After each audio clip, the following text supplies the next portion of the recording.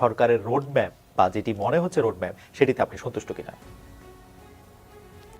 সঙ্গে পাশাপাশি জাতীয় রাজনীতির যে বিষয়টি নিয়ে এসেছেন, এটা এই মুহূর্তে আমাদের সকলেরই একটা কমন বিষয় এবং কনসার্নের বিষয় যে ছাত্র জনতার আন্দোলনের মধ্যে দিয়ে গণ অভ্যুত্থানে একটি অন্তর্বর্তীকালীন সরকার গঠিত হয়েছে এবং সেই সরকার 3 মাস সময় প্রায় পার করছে। 3 মাসে সরকারের কার্যক্রম এবং জনপ্রত্যাশা রাজনৈতিক দলগুলো থেকে শুরু করে নাগরিক সমাজ সেইটা কতখানি হয়েছে আসলে সেইটা মূল্যায়ন করার জন্য প্রথমত 3 মাস সময় একেবারেই পর্যাপ্ত সময় না।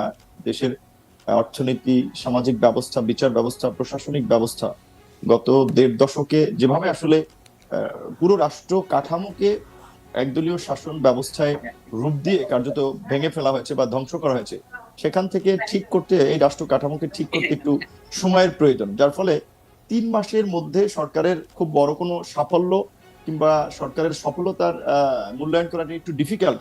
তবে তারপরেও আমি মনে করি যে এই সরকার, আপনি নিশ্চয়ই জানেন, মনে হয় না যে বাংলাদেশের গত 53 বছরে এই সরকারের মতো এইভাবে কেউ আপনার সর্বদলীয় সমর্থন পেয়েছে। একটা গণ অভ্যুত্থান পরবর্তী সরকার হিসেবে বাম, ডান, জামাত, বিএনপি, গণ অধিকার সমস্ত রাজনৈতিক দল, মানে ফাঁসিবাদ বিরোধী সকল রাজনৈতিক দল সরকারকে সমর্থন করেছে। কিন্তু এটা ঠিক যে সেখানে আমি মনে করি যে 3 মাসে জনপ্রত্যাশা পূরণে সরকার অনেকখানি ব্যর্থ।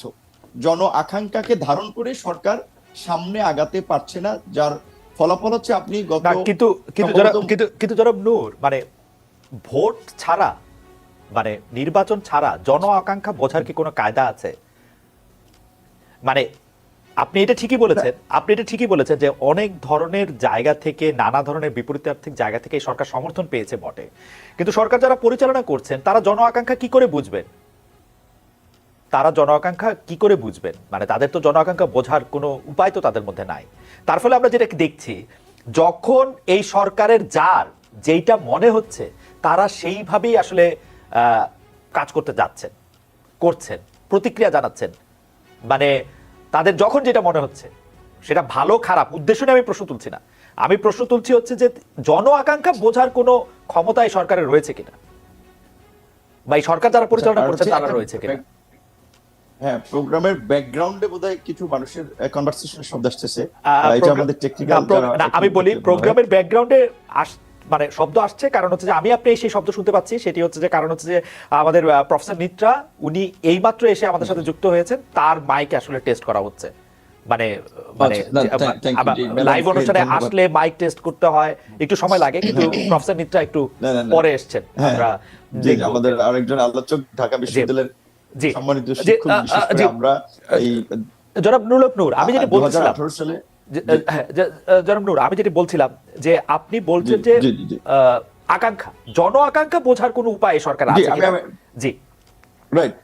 না, এখন নির্বাচন, এটা ঠিক যে নির্বাচন জনগণের মত প্রকাশের কিংবা রাজনৈতিক দলের জনপ্রতিনিধিদের জনপ্রিয়তা যাচাইয়ের একটা মাধ্যম, কিন্তু এখন এই সরকারকে তো আর নির্বাচনের মাধ্যমে জনপ্রিয়তা যাচাই করতে হবে না, বা সেই সুযোগটা নাই, কারণ ওনারা তো একটা সংকটকালীন সময় দায়িত্ব নিয়েছে দেশকে একটা সঠিক ট্র্যাকে তোলার জন্য। তো এখন মানুষের যে প্রত্যাশাটা ছিল যে আপনার ধরেন বিভিন্ন সামাজিক সংগঠন, রাজনৈতিক সংগঠন সকলে মিলে ছাত্ররা একটা গণ অভ্যুত্থান ঘটালো এবং একেবারেই পয়েন্ট অফ নো রিটার্ন থেকে আন্দোলন করেছি। যেমন আমি 18ই জুলাই দিবাগত রাত 19 জুলাই গ্রেপ্তার হয়েছি, বিএনপি, জামাত, বিভিন্ন রাজনৈতিক দলের অনেক নেতৃবৃন্দ গ্রেপ্তার হয়েছে। সরকার যদি আজকে না পরিবর্তন হতো, আমাদের কিন্তু নির্ঘাত অন্তত 2-4 বছর জেলে থাকা লাগতো। এবং এই ঘটনায় 5ই আগস্টের পূর্বে যত মামলা হয়েছে, সমস্ত মামলায় কিন্তু আমাদেরকে আদালতের বারান্দায় বারান্দায় হাজিরা দিতে দৌড়াতে হতো। তো আমাদের একটা প্রত্যাশা ছিল, এবং আমি মনে করি আমরা যেহেতু রাজনৈতিক দল, ধরেন আমার একটা রাইজিং দল, আমি একটা দলের প্রতিনিধিত্ব করি, আমাদের কর্মী সমর্থক সংখ্যা কম হতে পারে, আবার বিএনপি একটা বড় রাজনৈতিক দল, জামাত কিংবা অন্যান্য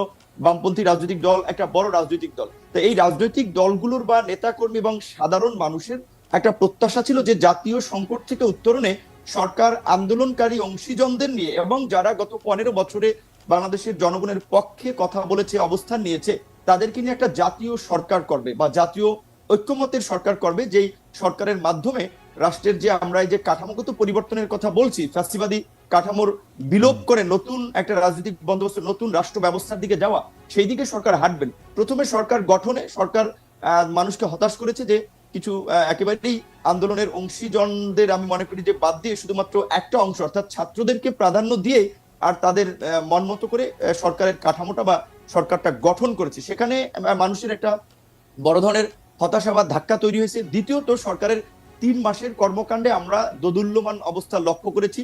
সিদ্ধান্ত গ্রহণের ক্ষেত্রে সরকারের ধীরতা আমরা লক্ষ্য করি নাই। জনাব নূর, আমাদের সাথে অধ্যাপক সামিনা লুৎফা নিত্রা যুক্ত হয়েছেন।